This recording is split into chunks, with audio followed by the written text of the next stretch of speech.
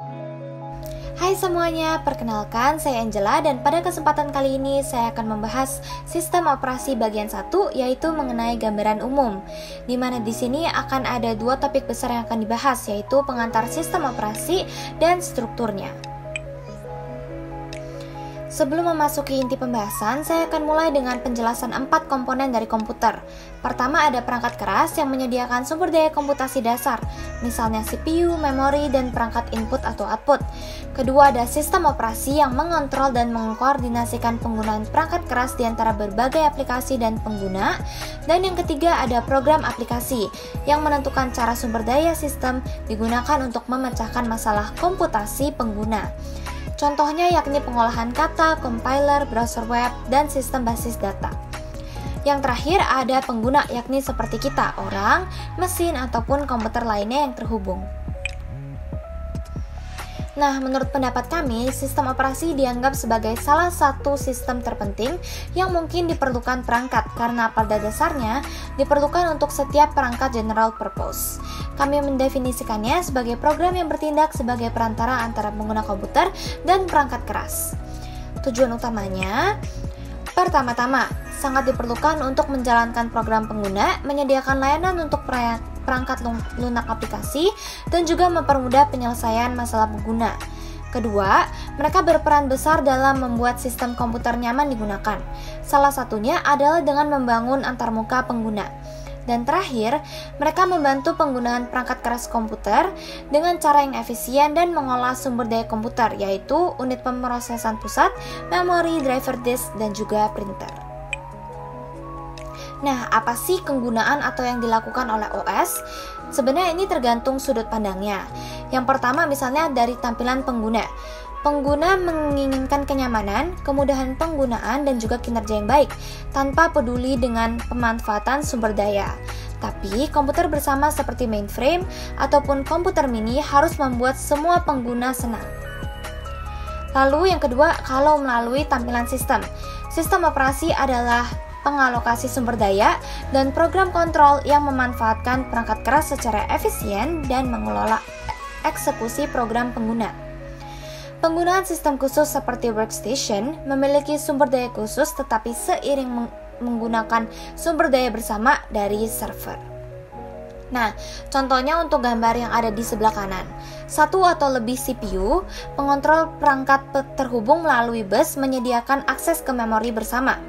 CPU memindahkan data dari atau ke memori utama, jadi bisa dari memori utama ataupun mengarah ke memori utama dan ke atau dari buffer lokal. Input-output dari perangkat ke buffer lokal pengontrol, itu pengontrol perangkatnya memberitahu CPU bahwa ia telah menyelesaikan operasinya dengan menyebabkan sebuah interupsi. Umumnya, interupsi mentransfer kontrol ke layanan interupsi rutin melalui vektor interupsi yang berisi alamat semua rutinitas layanan. Nah, pada kasus sedemikian, ada kemungkinan terjadinya jebakan ataupun pengecualian yang merupakan interupsi yang dihasilkan perangkat lunak yang disebabkan oleh sebuah kesalahan ataupun request ataupun permintaan dari sang pengguna itu sendiri. Nah, lalu penanganan interupsi dan juga siklus I/O atau input output interrupt drive. Nah, jadi dari gambar yang bisa kita lihat, itu pertama dari device driver, itu mereka initiate input outputnya dulu, lalu initiate I/O, CPU executing checks for interrupts between instructions, moving on ke inputnya ready dan juga outputnya complete, ataupun terjadi error di pada saat generate interrupt signalnya dan selebihnya. Nah, untuk penjelasannya, jadi penanganannya itu pertama, sistem operasi menjaga status CPU dengan menyimpan register dan juga penghitung programnya. Nah, yang kedua, menentukan jenis interupsi yang terjadi di dalamnya. Dan yang ketiga, itu segmen kode yang terpisah menentukan tindakan apa yang harus diambil untuk setiap jenisnya. Di sini, di gambar ini juga tertulis dari angka 1 hingga 6 untuk menjelaskan fase-fase di mana dia bergerak. Nah, selanjutnya ada struktur input atau output. Di sini kita akan membahas dua metode untuk menanganinya. Pertama, setelah input output ini dimulai, kontrol kembali ke program pengguna hanya setelah input output ini selesai. Yang pertama itu menunggu instruksi menganggur ataupun CPU sampai interupsi berikutnya. Yang kedua menunggu looping atau perselisihan untuk akses memorinya. Dan yang ketiga, intinya itu paling banyak satu permintaan I/O besar pada satu waktu. Jadi tidak akan diperbolehkan adanya tabrakan ataupun pemrosesan input-output secara simultan atau yang dua atau lebih. Dan yang kedua, itu setelah input-output dimulai, kontrol kembali ke program pengguna tanpa menunggu penyelesaian dari input-output itu sendiri. Yang pertama ada system call, yaitu meliputi permintaan OS untuk mengizinkan pengguna menunggu penyelesaian input atau output. Dan yang kedua, ada status perangkat di mana berisi entry untuk setiap perangkat input-output yang menunjukkan jenis, alamat, dan status. Dan yang ketiga, indeks OS atau operation system ke dalam tabel perangkat I/O untuk menentukan status perangkat dan untuk memodifikasi tabel entry guna menyertakan interupsi. Nah, kemudian struktur penyimpanannya. Pertama, ada memori utama, adalah satu-satunya media penyimpanan besar yang dapat diakses langsung oleh CPU dengan ciri-ciri yakni pertama, aksesnya itu cenderung acak. Kedua, biasanya tuh stabil prosesnya. Dan yang ketiga, meliputi memori akses acak dalam bentuk DRAM atau memori akses acak dinamis. Dan yang kedua, ada penyimpanan sekunder yang merupakan perpanjangan dari memori utama yang menyediakan kapasitas penyimpanan non-volatil yang besar. Dan ketiga, ada HDD atau hard disk drives. Adalah piringan logam ataupun kaca yang kaku yang ditutupi dengan bahan perekam magnetik. Dia ini permukaan disknya secara logis dibagi menjadi track yang dibagi lagi menjadi beberapa sektor. Lalu, pengontrol disk menentukan interaksi logis antara perangkat dan juga komputer perangkatnya. Yang keempat, kita ada non-volatile memory atau NVM.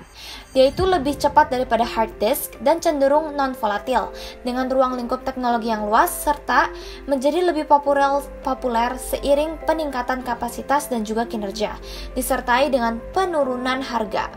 Nah, di sini seperti digambar kita ada register, cache, main memory, non-volatile memory, hard disk drive, optical disk, dan magnetic tapes, di mana semakin bawah itu semakin besar. Nah, kemudian kita akan membahas layanan OS. Yang pertama, bagi pengguna. Sistem operasi menyediakan lingkungan untuk eksekusi program dan layanan untuk program dan pengguna. Layanan tersebut seperti, yang pertama ada antarmuka pengguna. Hampir semua sistem operasi memiliki ini, atau yang biasa kita panggil sebagai user interface. Dia itu bervariasi antara command line, graphic user interface, dan juga layar sentuh. Yang kedua, eksekusi program. Sistem harus dapat memuat program ke dalam memori dan menjalankan program tersebut, mengakhiri eksekusi baik secara normal ataupun tidak normal yang menunjukkan kesalahan yang ada. Dan yang ketiga ada operasi I/O input-output. Program yang sedang berjalan mungkin memerlukan input-output yang mungkin melibatkan file ataupun perangkat I/O itu sendiri. Yang keempat, manipulasi sistem file. Hal ini diperlukan seiring dengan program yang perlu membaca dan menulis file dan direktori, membuat dan menghapusnya, mencarinya, mencantumkan informasi file, dan juga manajemen lainnya. Keempat, kita punya komunikasi, di mana proses dapat bertukar informasi di komputer yang sama ataupun antar komputer melalui sebuah jaringan. Komunikasi mungkin melalui memori besar ataupun melalui pengiriman pesan dengan paket tersebut dipindahkan oleh operation system. Dan selanjutnya kita punya deteksi kesalahan. OS harus selalu waspada terhadap kemungkinan kesalahan yang dapat terjadi baik pada CPU dan perangkat keras memori di perangkat I/O dan pada program pengguna. Untuk setiap jenis kesalahan, OS harus mengambil tindakan yang tepat untuk memastikan komputasinya benar dan juga konsisten. Fasilitas debug ini dapat sangat meningkatkan kemampuan pengguna dan juga pemrogram untuk menggunakan sistem secara efisien. Lalu memastikan operasi yang efisien atau efisiensi dari operasi itu sendiri. Kumpulan fungsi OS lain ada untuk memastikan operasi yang efisien dari sistem itu sendiri melalui pembagian sumber daya. Yang pertama ada daya alokasi atau alokasi sumber daya. Ketika beberapa pengguna atau beberapa pekerjaan berjalan secara bersamaan, sumber daya harus dialokasikan untuk masing-masing. Nah, banyak jenis sumber daya seperti siklus CPU, memori utama, penyimpanan file, perangkat I/O, dan selebihnya. Yang kedua ada logging, untuk melacak pengguna mana yang menggunakan berapa banyak dan juga jenis sumber daya komputernya apa. Ketiga, kita ada perlindungan dan juga keamanan. Pemilik informasi yang disimpan dalam sistem komputer multipengguna ataupun jaringan mungkin ingin mengontrol penggunaan informasi tersebut. Proses bersamaan tidak boleh mengganggu satu dengan yang lain. Selanjutnya kita ada perlindungan yang melibatkan memastikan bahwa semua akses ke sumber daya sistem dikendalikan. Dan yang terakhir, keamanan sistem dari pihak luar memerlukan autentikasi pengguna, meluas ke mempertahankan perangkat I/O eksternal dari upaya akses yang tidak valid. Selanjutnya kita punya desain dan juga implementasi. Desain dan implementasi OS ini tidak dapat dipecahkan sepenuhnya, tetapi beberapa pendekatan telah terbukti berhasil. Struktur internal sistem operasi yang berbeda dapat sangat bervariasi, mulai desain dengan menentukan tujuan dan spesifikasi. Nah, ini tuh dipengaruhi oleh pilihan perangkat keras dan juga jenis sistemnya itu yang kita gunakan. Nah, di sini ada dua sasaran, yaitu sasaran pengguna dan juga sistem. Pertama, sasaran pengguna. Sistem operasi harus nyaman digunakan, mudah dipelajari, andal, aman, dan juga cepat. Dan kedua, untuk sasaran sistem operasi ini harus mudah dirancang, diimplementasikan, dan dipelihara, serta fleksibel, andal, bebas kesalahan, dan juga termasuk efisien. Nah, menentukan dan merancang OS ini adalah tugas yang sangat kreatif dari rekayasa perangkat lunak. Selanjutnya, struktur sistem operasi. Sistem sebesar dan serumit sistem operasi modern harus direkayasa dengan hati-hati jika ingin berfungsi dengan baik dan juga agar dapat dimodifikasi dengan mudah. Pendekatan umum adalah membagi tugas menjadi komponen kecil ataupun modul daripada memiliki satu sistem yang tunggal, akan lebih susah untuk dimodifikasi nantinya. Masing-masing modul ini harus menjadi bagian sistem yang terdefinisi dengan baik, dengan antarmuka atau user interface dan fungsi yang ditentukan dengan hati-hati. Berbagai cara untuk menyusun OS itu ada struktur monolitik. Sebuah OS di mana seluruh fungsionalitas kernel diletakkan di dalam satu file biner statis yang dijalankan di satu area alamat. Oleh karena itu, kernel secara langsung mengontrol manajemen file, memori, perangkat, dan proses. Sumber daya sistem semuanya dapat diakses oleh kernel. Setiap komponen sistem operasi dalam sistem monolitik ini ditempatkan di dalam kernel. Contohnya yaitu ini, monolitik kernel system yang menyangkut unprivileged mode dan juga privileged mode-nya. Selanjutnya ini contohnya ada di original Unix operating system dan juga ada di Linux operating system seperti yang bisa kita lihat pada gambar. Selanjutnya ada pendekatan berlapis atau layered approach.